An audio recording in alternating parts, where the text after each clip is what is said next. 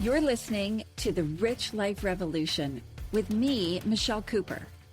My mission is to empower you to step into your next level of wealthy. You'll hear all the deets, a little bit of inspiration, and real life takeaways so that you can create your own rich life revolution. Let's dig in.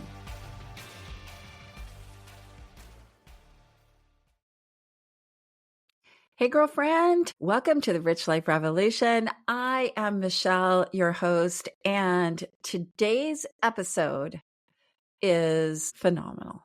Okay. I'm just going to say it as it is. I'm just going to pat myself on the back because today I sit down with the remarkable Stephanie Trager. So Stephanie and I met in a community that we both belong to, and we had a instant connection through our love of ancient trees. In fact, Stephanie was a tree sitter at the amazing Redwoods in California.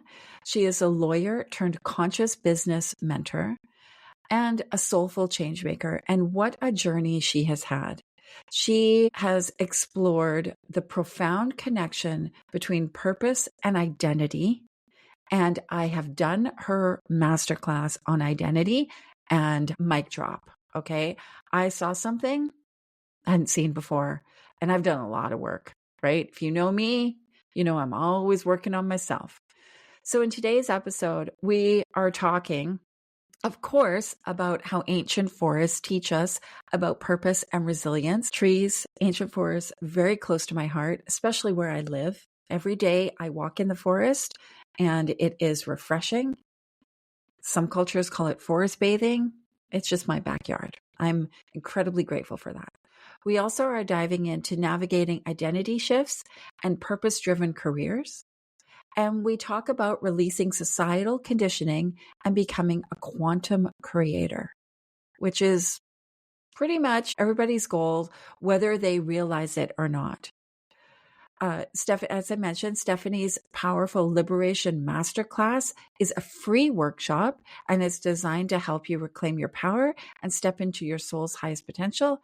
I have done it, put my hand up, amazing, and we will give you all of the links in the show notes.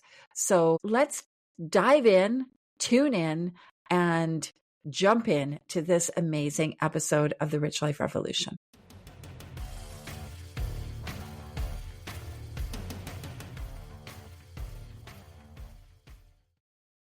Hey, Stephanie, how are you today? Welcome to the Rich Life Revolution. It's great to be with you, Michelle. I'm so grateful that you could spend this time with me. You and I met in a mastermind kind of networking kind of group thing. I got to know a little bit about you. You have a backstory that I adore. And I hope that you'll share a little bit of that with our listeners because I just think it's so, it's close to my heart kind of thing. But this conversation today to me is super relevant to my life and where I'm at right now, as you know, but also I think really, really important and very juicy. So I can't wait to dive in. Yeah. Thanks for having me. We connected over trees. Right? Yeah. Big ancient trees. Yeah. Mm-hmm. So I am a supporter of the Ancient Forest Alliance, and I wish I could give them more of my time. I do give them some of my money. And as I think I shared with you, one of my daughter's high school friends is a tree sitter, and that kind of sparked a conversation between you and I. And trees are, oh my God, they're like the lifeblood of our planet. And I can't stand the noise of a chainsaw. Yeah, it destroys my heart. So can you share a little bit about that with our listeners? Yeah, I actually did a talk a few months ago called What Ancient Trees Can Teach Us About Our Future Human Potential. And it's like an 8-minute clip. And it's, there was a point in there where we played a chainsaw because that is such a sound. It's like the sound. Once it's not just in your backyard, even though that's intense, but when you really hear it taking out an entire ecosystem and know what that is like, it is forever haunting. So yeah. 30 years ago, I was a tree sitter. It's so awesome. And for those of you who don't know what a tree sitter is, Can you tell us a little bit about that?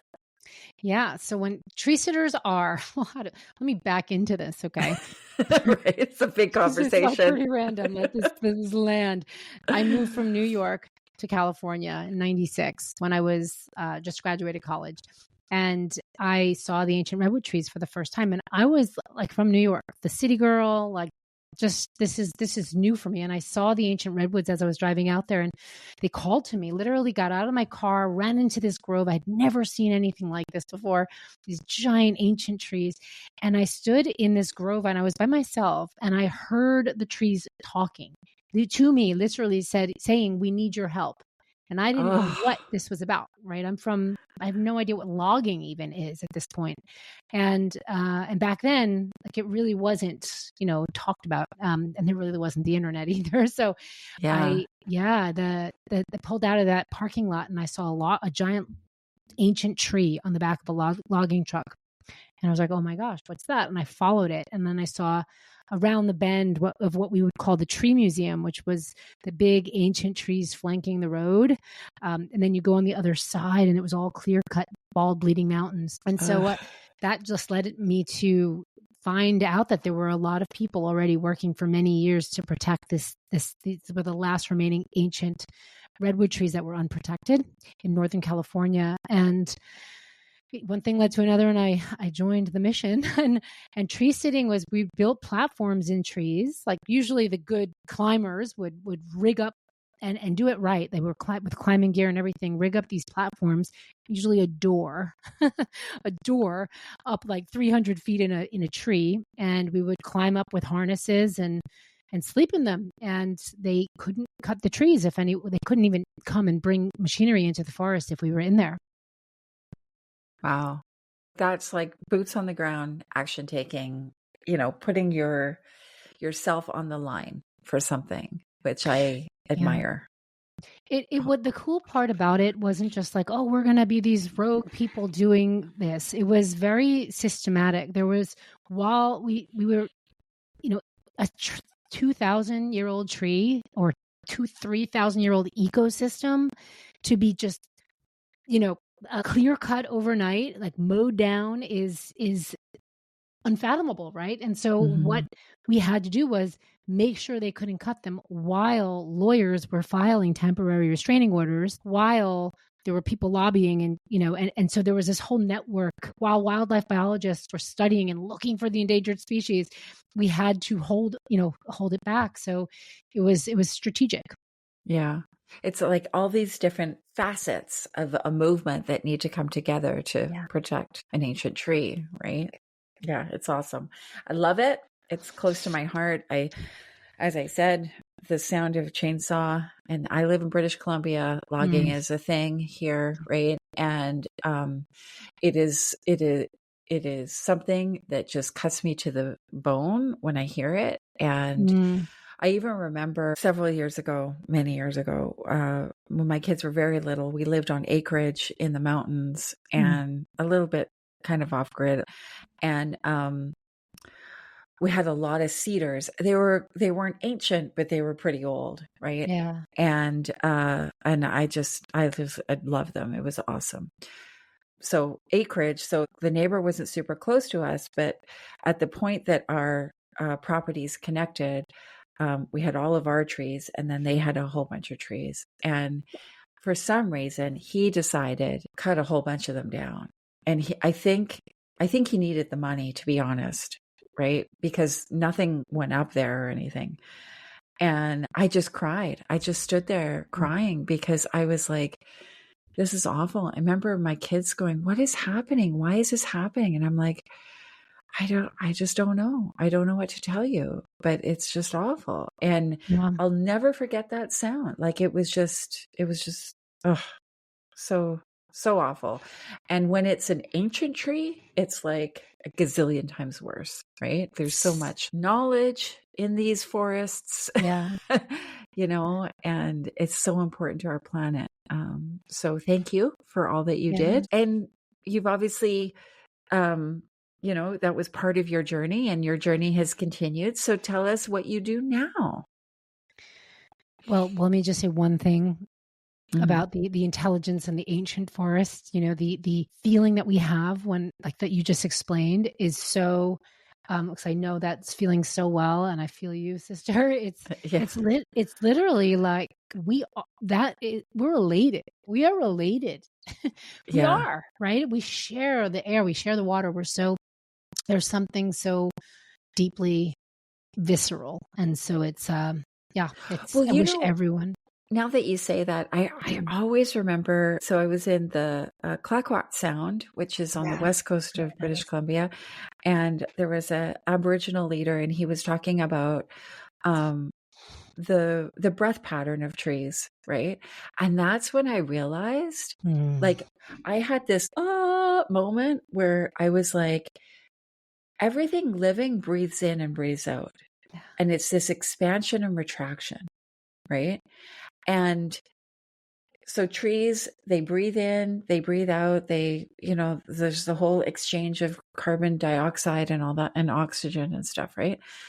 And I was like, it's just like humans. We breathe in, we breathe out. It's a symbiotic relationship, right? And the thing that happened with the kind of moment was, that's like a metaphor for life. And that's like the whole concept of when people talk about abundance and manifestation and all that stuff, that is abundance. It's the give and take. It's the breathe in and breathe out. It's the expansion and the contraction, right? Yeah. And it was such a game changer for me. It's not all about take. It's not all about receiving. It's equally about the expansion and the contraction. So I credit that totally to the trees. They gave me that knowledge. Yeah. And when we're in resonance with that, there's a resonance. You go into an ancient forest and everyone feels different. You feel different, right? And then you're coming into resonance with that frequency, that cadence, like this coherence. It's like a coherence, heart to intelligence coherence. And there is a transmission of information, like you receive that transmission. When I was young and I lived in these forests, there were no trails. It was wild, it was beautiful, untouched ecosystems, as you've seen, like in British Columbia, so much beauty there, my goodness. And that's when I was young. I was like in my teens. So I was just graduated college and in my early 20s. And from that time, so this goes into what we're doing now, right? That where are we right now is everything. I was able to step out of the world that I'm from. I'm from New York, it was like, well, if you're going to be an activist, be a lawyer. No, you're not a healer.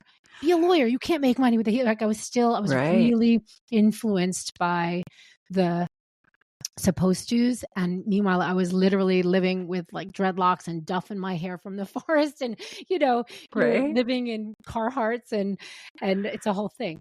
I remember straddling that fence a lot in my identity. Like, who am I? Who is this? Even at that young age, even being so sure of what I was doing, and there was no question I was meant to be where I was. There was still this yearning to know, like, what am I here for? I was young. And so the journey has been that. And I think we're all on this journey of understanding and letting go of those old identities, shedding those skins that really don't reflect who we really are, because we know there's work we're really here to do. And right now it's speeding up, and our souls are needed to be present on this planet to hold space for this great evolution that's unfolding right now. And so how did you navigate that like the shoulds and the, because I could totally see that, right? You come from New York, you've come out of college, you have this kind of activism initiative flowing through you. And I could totally see the go-to thing would be like, be a lawyer, fight for the rights of the trees kind of thing, but do it in this box of conformity, right? And I think a lot of people go through that. How did you kind of navigate that push and pull? There were a lot of people who inspired me, and there's being in this new environment than from where I'm from. You're looking around and you're saying, okay, like who are the people doing things that where I feel like I could plug in, because it really is. It's like a non-organized situation, or earth first. There's organizers, there's leadership, there's self-initiated leadership. There's no structure. It's not an organization. And Right. so, I mean, it's the anti-organization actually. And so it really was a time of facing fears and being like, okay, those people are the leaders. Like what's my role? What am I to do? And I kept finding myself though in different scenarios, or we would go up to Oregon and join actions up there, and went to Ward Valley places in Arizona, working with the Navajo nations who were protesting the burial of spent plutonium rods on their sacred land. Like, we were just traveling all over, right? Supporting all the missions. Right. And where I always fell into was legal support, because activists would be arrested, and there was this whole thing to help them through the system, and we'd find pro bono lawyers to defend them, and me too, because I was one of them. Right. And so I found that was just the natural tendency, and also in the grassroots organizing and marketing. So like getting Right. advertisers to pay for when we were doing events and things. And we ended up, I helped two friends who were starting up a nonprofit called the Humboldt Watershed Council. So I kind of naturally fell into this, where we were organizing landowners who were affected by landslides and stuff that were directly affected from the egregious logging practices. And so I kind of fell into this. And then one of my friends was killed by a logger, and David Gypsy Chain. And it's interesting because we're recording September 3rd and September 17th. So September 15th was the day, and I don't know if it's the same in BC. It's the day that logging can resume. So they're off all summer because of fire. Yeah. And September 15th is the date, so it was like all organizing, and the rallies begin, and it was all of that. And a friend of mine was killed on September 17th in 1998. And so from that, David Gypsy Chain was his name. There was in California, you could become a lawyer without going to law school. So a group of activists, 6 activists and 3 lawyers. So each lawyer could be a mentor to two mentees, apprentices. We registered with the State Bar of California, and you could become a lawyer going through an apprenticeship instead of going to law school. Oh my God. We started a law firm called Pacific Law, and we created this law school of activists. We were suing this multinational corporation. This is like Erin Brockovich. Totally. This is awesome. It was a whole thing. It was a whole era. In the 90s. Yeah. And I did that for 2 years. After 2 years, you take the baby bar, which is smaller, but it's part of this process. And you're kind of doing all these, we're studying and having to put in reports and stuff. So it's legit. And then I decided to come back to New York because there was no reciprocity. I'd have to have stayed in California if I continued that way. It was a whole thing. Yeah. So that's how I got into law. Wow. And one of the lawsuits was the wrongful death of David Gypsy Chain. So, yeah. And how did that work out? It was, there was a settlement with his mom, and it was horrible because we had video evidence that the logger literally fell a tree and it landed on his head. And to anyone listening, I know that this was really intense. It was dismissed as an accident. And we had the video footage of like very clearly this was not an accident. So this is a really good also segue into where we are now in this world of division. There was so much division that was architected in that time between the environmentalists and the loggers. And it was those two groups, but they weren't the ones benefiting, right? It was the landowner. And so it's a very interesting time now we're in, because there's so much division in our world and judgment and opposing worldviews. And it's leading to, it's a time of really looking at our identities and knowing our truth and understanding what projections are. And I think that we are living in this world of projections about who we're supposed to be. And if you believe that, then you're that, and you're not, you know what I mean? It's kind of overwhelming. And so you need tools. You need tools to work through this time. Yeah, for sure. So you bring up this topic, right? This identity topic. And I do agree. There is this, we are in this time. This is 2024. And especially I don't really want to say, especially in the United States. I know in the United States, things are very divided, Yeah. right? With your election but I would say equally in Canada, there's a political division, right? And I find that hard to navigate because there's Mm, things I agree with on both sides. And there's things I strongly disagree with on both yeah. sides. So it makes you go, well, where do I stand in that regard? And, I have opinions about how things go down in the States as well. But in my own personal journey around identity, Yeah. right? I've realized that, and especially right now. So in full transparency, I have a core business. It's been around for 14 years and I'm navigating this place of transition of like, Mm-hmm. who am I and what am I doing and what's the end goal and how do I want to live and where does this business fit in? When you start a Mm, business, you're doing it because well, in my case, I wanted to help people. Do my kids want to help people the way I did? No. They have their own passions, right? So they're not going to take on my business. My mm, business is large enough that it can't just kind of like, oh, we're just going to fold it down and do nothing with it. It's not huge enough that like private equity are seeking me out to buy me out at, a 10x valuation. And so it's caused a lot of contemplation in my life mm, about what to do with it, which I share that because I realized that I had or have an identity that is wrapped around creating a 7-figure business. mm-hmm. And if I'm not the owner of a 7-figure business, who am I? Am I still successful? Now, a friend of mine who's a coach was like, then you become the creator of a 7-figure business that exited at a whatever multiple, right? Like, what are you talking about? But that's not really the point. The point is, I came to the understanding that I have this identity Yeah. that is wrapped around this. And I think we all create identities. And when those identities either come to an abrupt halt or some kind of transition, it causes us maybe to be in a point where we wonder, well, who are we? Yeah. Right? Or who am I without this thing?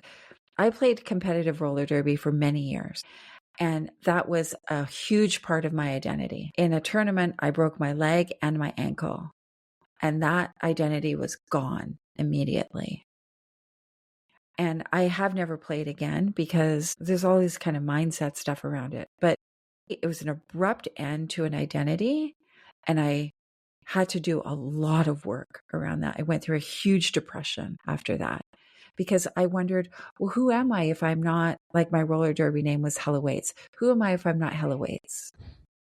Right? Who am I if I'm not, this part of the team? Who am I if I'm not the coach of the kids league?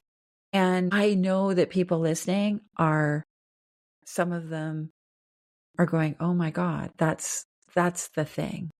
Yeah. So what are your thoughts about that? Because you shared with me an incredible tool that's sitting on my browser waiting to do, which, if you want to share that with people, I would love for you to do that. But what's your thoughts on this? Because some of the things you said were so insightful for me. Thank you. Yeah. Thanks for sharing your journey a little bit there. I think that anyone who is in touch with their soul a little bit is questioning. And if it's a lot, then it's every day you're questioning. Like there's existential questionings coming up right now because there's just these forces. There's energies on this earth and there's energies in the cosmos. Like it's real. I just want to say it's not like, oh, what's wrong with me? It's a good thing that we're questioning ourselves. And I also think that these events happen. I had a pretty severe snowboarding accident last year and a half ago, and was dealing with a concussion, a long-term brain injury that changed it. And it wasn't the first one. It was not the first one. So I'd been through this routine already, and I'm really actually just coming out of it. And it is the ultimate as well. It's like such an identity game changer. It's a total reorientation. And I think that the more you have, because I've gone through so many of these and I've changed a lot of times in my life, and even the identity of a lawyer, like giving up that for the various iterations that played. There's a lot of power in navigating this. From one, we want to figure it out. We want to get to the other side and have clarity and feel like fully embodied in who we are now. And for two, to start to realize that it is so iterative. We're here for this iterative experience to be all of these different things. Like, what if we can embrace this identity shift? Okay, who am I now? Who am I now? And embrace it with love and liberation, because it's like, wow, thank you for the gifts, maybe grieve the past. Yeah, all those things. And being so curious about, what's my purpose now? Who am I now? Because that's what we came here for, right? There's so many options. Right? It's like the evolution. Like, we came here for the evolution of our soul. That's what I believe. And, some of us get less evolved, maybe. But I love that piece, because for me, I think I looked at it as this loss, right? And you said, like, grieving of the past is important. But if I think about the whole roller derby thing, I slipped into a depression because I just felt so lost without it. It was such a big part of my world. And similar to you, I was a walking post-concussion case, right? So there's a lot of brain stuff there as well. Yeah, I mean, it's very highly misunderstood and like misidentified as a real, it's a real thing. So yeah, I really understand. I actually wrote about this yesterday. I was like, you want to hide out. You don't want people to know because you can hide it, but then it's like this constant suffering.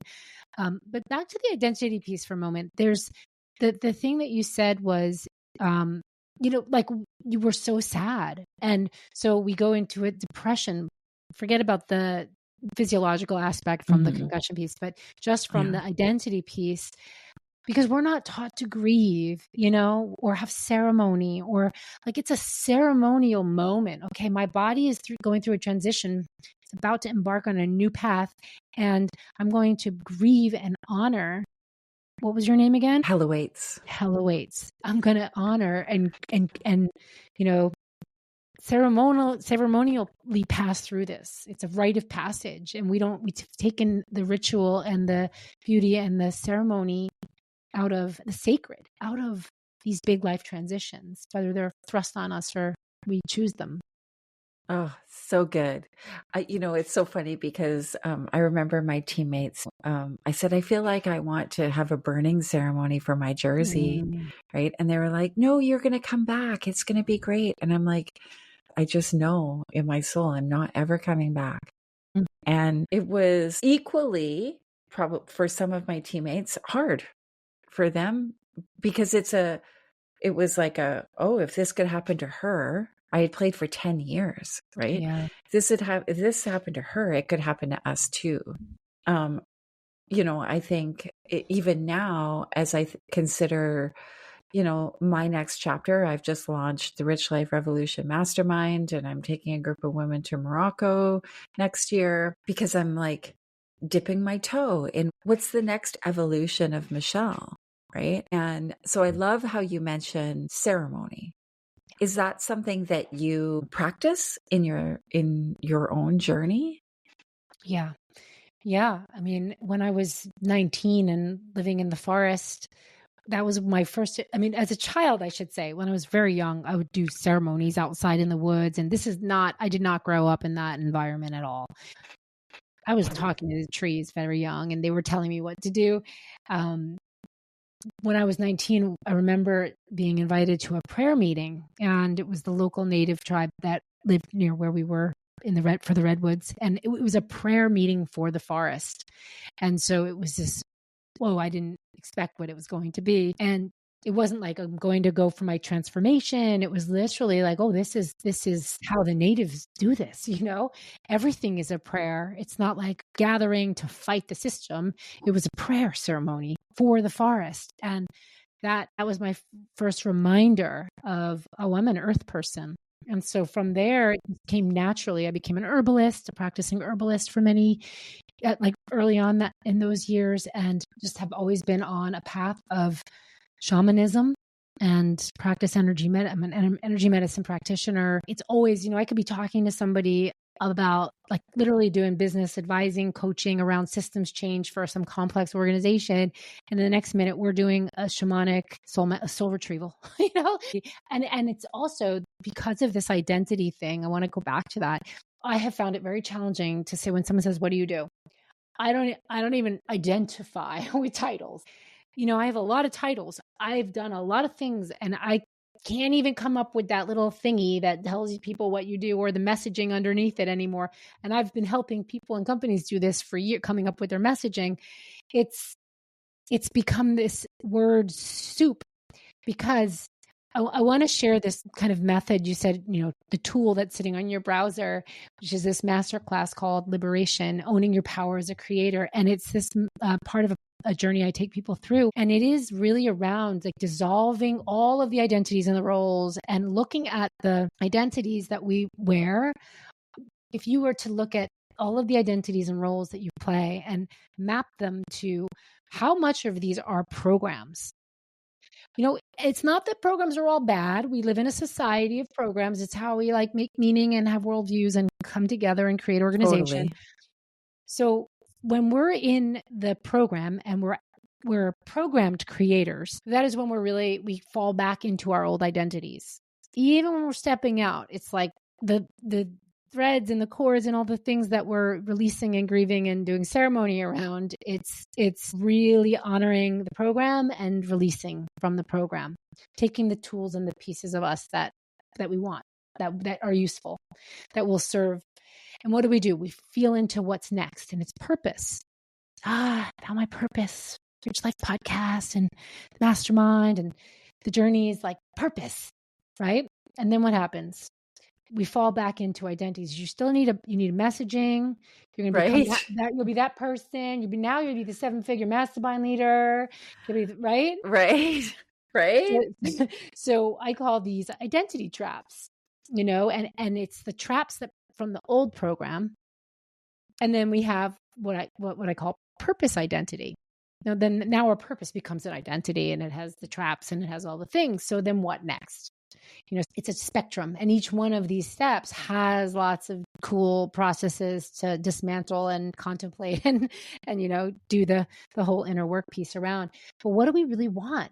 When we're in that place of purpose, we're heart-centered, right? Mm-hmm. We're heart-centered creators. So now we've gone from the programmed creator to the heart-centered creator. And that's good, right? It's like, purpose, heart-centered. And then when this heart-centered creator gets all mixed up in this messaging old identity trap thing that we need, like, how else am I going to market this thing? I got to do it, right? Well, what's after that? It's like we get to be quantum creators. And as quantum creators, we are living in total alignment with higher purpose. And, if that higher purpose is, I am a voice for the ancient forests on this planet. I'm a voice for the ancient life. And so do I have to be a tree sitter? Like, do I have to be a lawyer? Do I have to be a spokesperson for the trees? No, not necessarily. My work with people and in their businesses and their impact and all the stuff that I do, my presence, just breathing, as you mentioned, just breathing, I get to be a voice, just calling in that vision and having ceremony with ancient trees across the country. Like that's higher purpose. It's how do we do that? And also weave in our needs and desires that are valuable and worthy as people in this 3D matrix also. Yeah, right? Oh my God, I love this. I love this because we can't get caught up in, like you said, like, oh, I got to have this thing and have this message and it's got to be clear. And, people won't know what I'm talking about. And, the people out there, the gurus or whatever, they'll tell you, you've got to have A, B, and C to have success or whatever, right? And we can get really caught up in that, I think. It's a program, right? Yeah, it totally is. I love the idea of quantum creator. Like, I feel like, I don't know, it should be a book, or you need to talk about that. That's awesome. Oh, that's it. That's so good.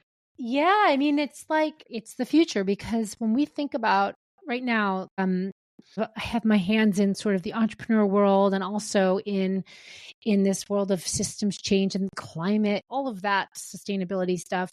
And honestly, there's so much in there that's program also. So it's not just in our individual, like, rebranding, relaunch, identity, this identity piece, this program piece. There was a time where business declared that the purpose of a business is now changed, right? It's no longer shareholder maximization. And then we saw, like, oh yay, soft, everyone's like sustainability and green. And now it's caught in that thing. It's not really tapping into our total future potential as quantum creators, where we're living, it's all living systems, and we are really maximizing our highest future potential, like the intelligence of that. So anyway, that's a tangent. But the piece about the messaging, and we say gurus, it's great that people have far reach. And I think that but it's very important. I believe that we look into this world of, as we're creating businesses or pivoting, that there's so many projections out there as well. And it's, especially if you're in a vulnerable place, pain point marketing can really have an effect. And then it keeps people stuck more in that identity trap thing. And where it's like, wow, what if we really embody that quantum creator and listen to ourselves and cherry pick, take some of that, but it's no longer like, oh, if I don't do that, it's wrong. And Totally. yeah. Totally. I was actually listening to a podcast interview with Oprah a couple of weeks ago, and she was talking about when you are keeping yourself so busy seeking answers externally for internal questions that you have, there's something very wrong in your situation. Right. And like, she was speaking from her own experience, right? She was like, I've done this for years. Right.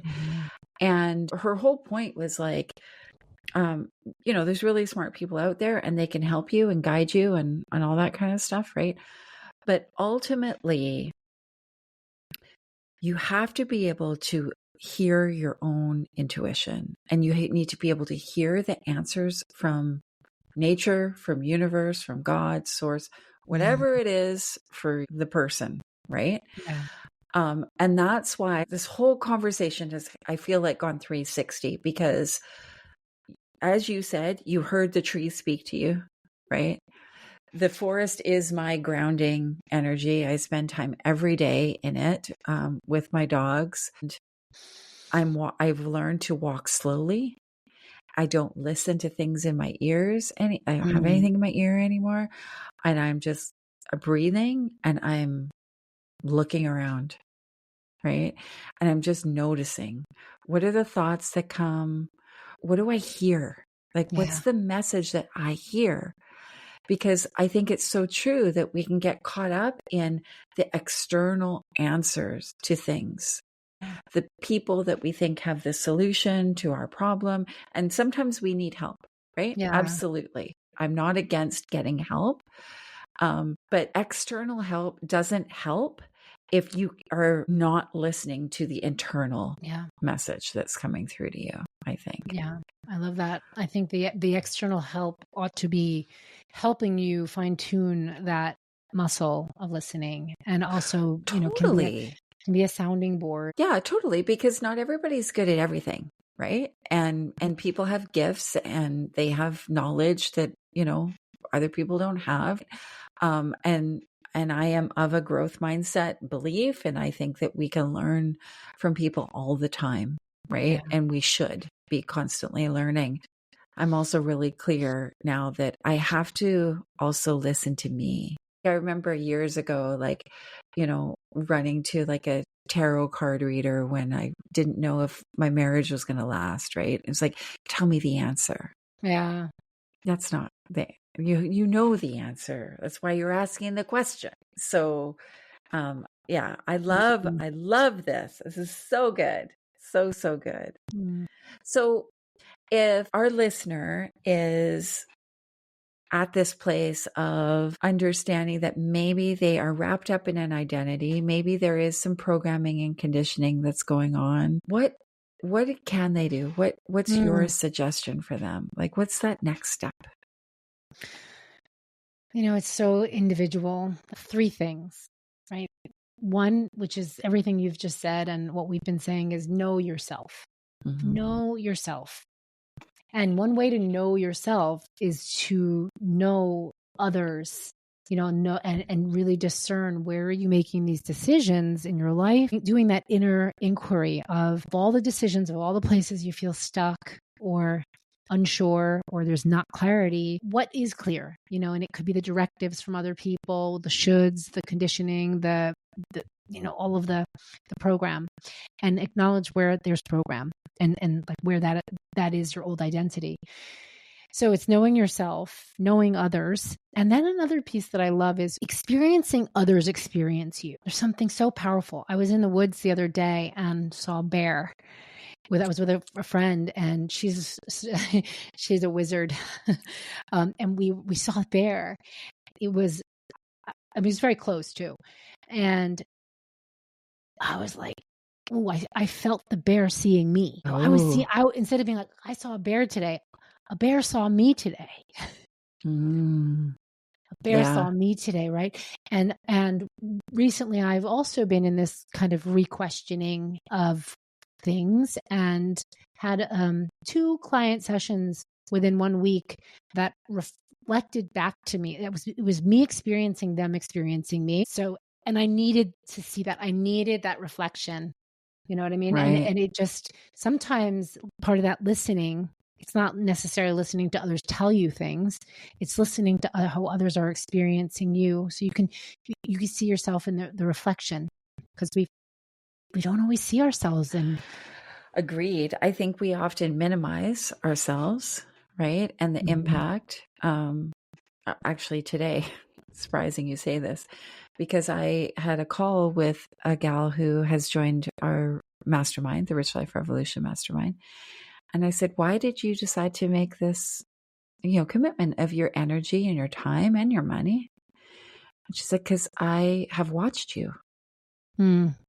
And I can see how powerful you are, and I want to be around you. It took me aback, kind of thing, right? And I had to sit with it. At first, I was uncomfortable with it. I wanted to be like, oh, yeah, and minimize it. And then I was like, okay, well, I have done the work, and I have shown up and been visible in my transformation and my vulnerability, and like told my authentic story.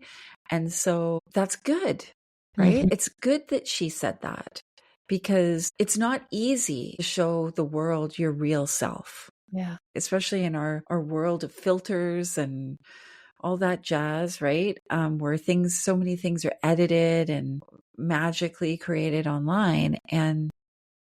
And so it was like, okay, well, that's a good thing. Like, don't minimize that, Michelle. Just, why are you so uncomfortable with that? Yeah. Well, if it was in person, so when we were more in say we were having these calls in person and there was less online, there's a transmission of that energy. Like, you can kind of feel it. Someone might not even need to say that to you, and you could feel it. Yeah. And so for anyone who says, well, that's your ego wanting to hear that or whatever, it's not. It's like we are in these one-sided worlds sometimes. It's very 2D, and it helps, especially when we're in that moment of questioning ourselves. It helps to have reflection from others. How are they experiencing me? So yeah. That's so good. Thank you so much for Yeah. all the gold that you dropped in here today. Like, so awesome. I love this conversation. I knew it would be really juicy. And if people want to connect with you, they want to follow you, how do they find you? Thank you. StephanieTrager.com. And that T as in Tom, Rager. So StephanieTrager.com. Also on Instagram at Stephanie Trager. And there is this masterclass called Liberation: Owning Your Power as a Creator. And The gift version is stephanietrager.com/liberation-2030. And yeah, there's a workbook. It's like a whole workshop. You could take yourself through this practice. So if anyone is resonating with any of this, I highly recommend. And I am doing the workshop. Okay, people, like seriously, this is a thing. It's happening. So I'm going to do like a follow-up episode solo where I talk about this because I know, right? I think it would be so powerful. So thank you. I'm incredibly grateful. Love you. Love your story. And yeah, I just want more of you out in the world. Thank you, Michelle. I appreciate you and having me here and us connecting, and our love for the ancient trees is so special. So good. Yeah, so good. It's real. It's real.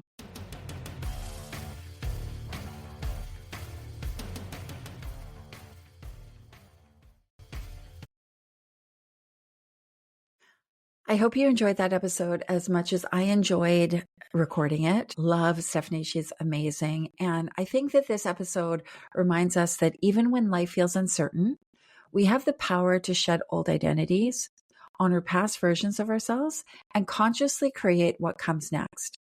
Transformation begins when we stop seeking external validation and start listening deeply to our inner wisdom. I am totally guilty of seeking external validation over the years. And I have really leaned into deeply listening to my inner wisdom. I remember right now where Stephanie had said, your identity is not fixed. It's fluid, evolving, and limitless. How amazing is that? By embracing life's transitions as invitations for growth, you can step beyond societal labels and outdated roles and become a quantum creator, living fully in alignment with your soul's highest purpose. Let's all do that. Can we all just do that? I'm all in on that. I would love to hear your feedback, of course. I would love to hear what came up for you in this episode. You can slide on into my DMs on Instagram, Facebook, or LinkedIn, or you can just hang out with me in my email inbox if you wish. Now, if you want to do some work on this, I suggest starting with her free masterclass. I did it. It was awesome. Great first step. And then if this is something that you are really committed to, you might want to consider joining the Rich Life Revolution Mastermind. This is a community of incredible women that are intentionally creating their next chapter of their lives together. Because you know what? It's no fun to do this shit alone. If that's something you're looking for, you can go to richliferevolution.ca and check out the details there. Or, just follow us around on Instagram. Lots of pictures on there of the wing women from the community hanging out and doing fun things. Tune in next week for a solo episode. You get to crawl inside my brain, inside my soul, inside my heart, and hear all the weird stuff that goes on in my process. See you next week. Thanks for hanging out with me. I hope you got at least one gold nugget today. Be sure to grab your copy of the Rich Life Revolution workbook to help you set the foundation for your next level of wealthy. Get it now at richliferevolution.ca, and I'll see you later.